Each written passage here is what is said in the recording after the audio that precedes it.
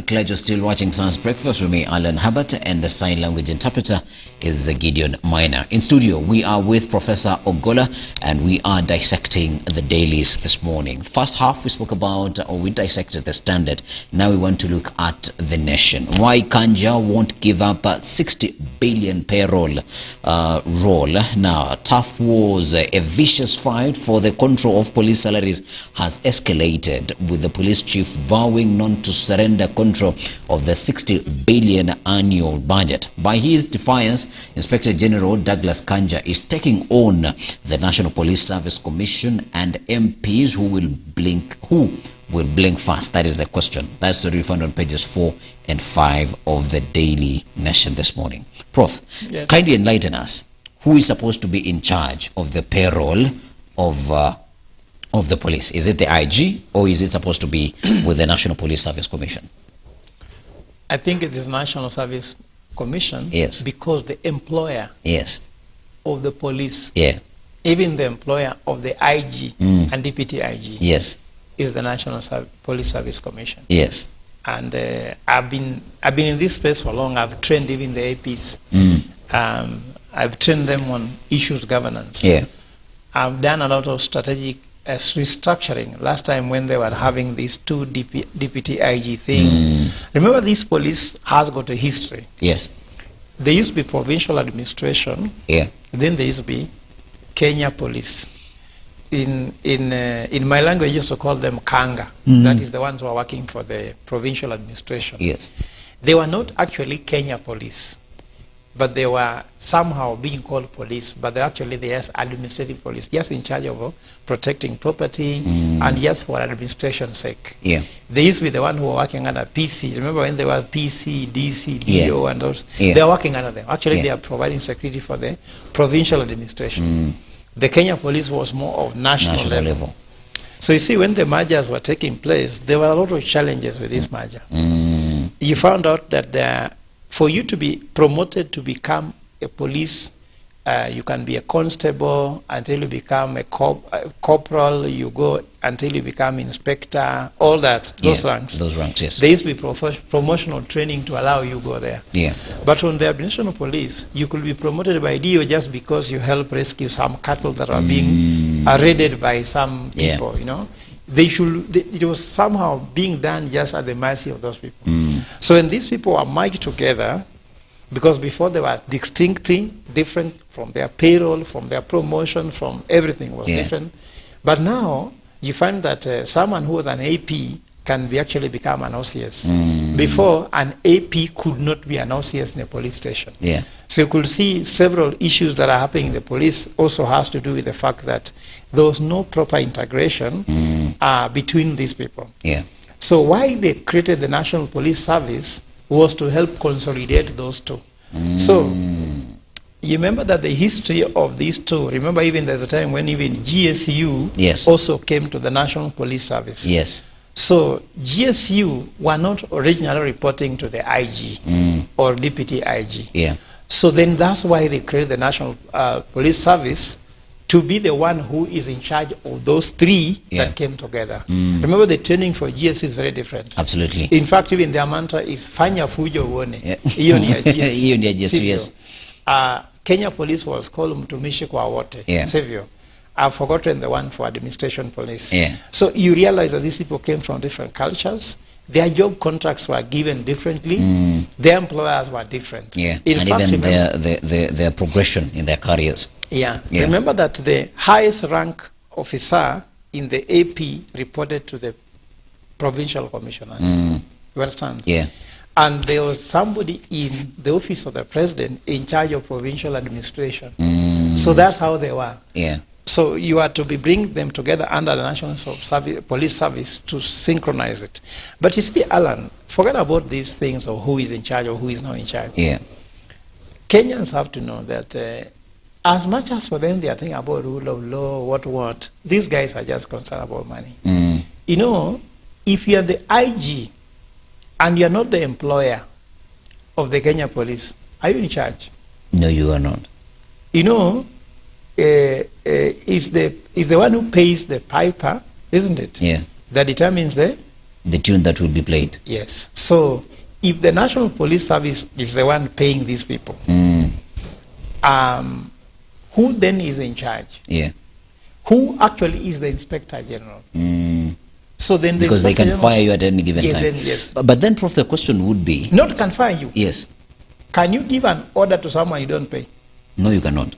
The question then is, how did this 60 billion land into the hands of IG Kanja? Because technically that is where it is currently.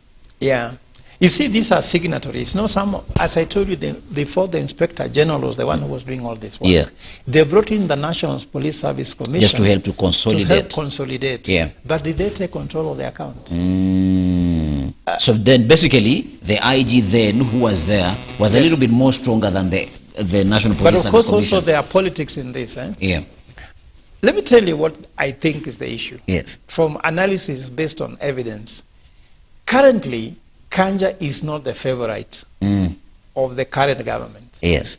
Remember, Ojwang's death is related to what is happening at the moment. Kanja is from Nyeri. Yes. And this current government does not believe that anybody someone from Nyeri yes, should be the Inspector General. Yeah. So they tried to find a way to spoil his name so that they can elevate Lagat. Yes. Then think he was fired. That's why Lagat was very annoyed and went and participated in the death of Ojwang. Yeah. This is what they claim. This evidence, have it in court. Yes. You get me? Yeah.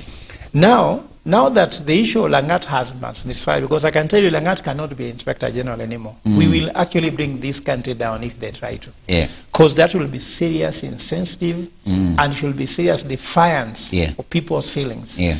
So now the issue that to make Kanja look like a second-class Inspector General, they want to take this strip off of the power. Yes, so if you strip off the power from him, who will be handling the procurement to the police? Do you know the procurement in police of all those police uniforms, where they live, who is supplying water, who opens an M-Pesa shop, who has a printing shop in every police station? Do you know, you think that police is big money? It's big money. Do you know if you go to do photocopying in the police station? There's a room they send you. You Yes. pay 100, 200 shillings. How can you pay 100 to photocopy a page of one page? An Yet abstract. it is 10 bob. You understand? Yeah. So the kind of corruption and the scams that are there. Then secondly, you had whereby they said that Deputy Inspector General Langat used to collect 100 million per month from all the police constables in Nairobi, police base commanders. Yeah. So who is going to collect this money? So there must be a way on which somebody discovered there's a line on which these people make so much money. Yeah. So they are looking for ways on which they can divert them and taking them now to the National Police Service. Who is going to collect them from National Police Service? There must be another tax collector who is going to collect that money. Who is invisible at the moment. And then secondly, you have to know, Alan, there are ghost workers everywhere. If they're not in your house, you are very lucky. So even in the police, there are ghost workers in this payroll. So out of the 50 billion, you might find that 2 billion is for ghost workers. So who is getting that money? That's why the control of the money must also be managed. So the evil in this country, the corruption in this country, the privileges that are there, Alan, you should never ever use an office as a privilege to get richer. You should use it for service. And because not for service, they're fighting over the small things. Then the other question is, does it matter? Whether policemen are paid, that's what matters, isn't it? Policemen are crying over salary, isn't it? And let me tell you, today this week we are going to issue a serious press statement where, Alan, they are adding people's salaries as little as 36 shillings. Yes. The teachers. How can you add a teacher 36 shillings? The teacher's contribution per GDP is higher than that of politician.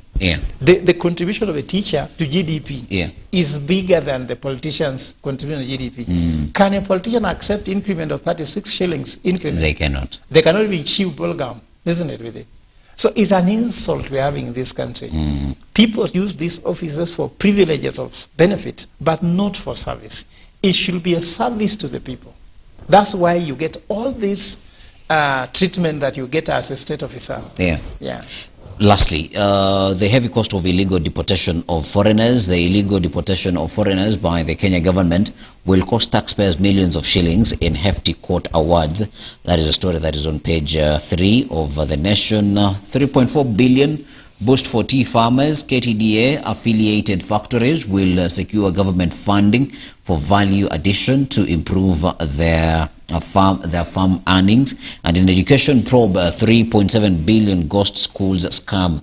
Parents and union demand. The National Parents Association, NPA, and the Kenya Union of Post-Primary Education Teachers, KUPPET, want an urgent probe in the ghost schools scandal. That is a story that is on page 8 of The Nation, and Prof here mentioned about it. I want us to go for a quick break.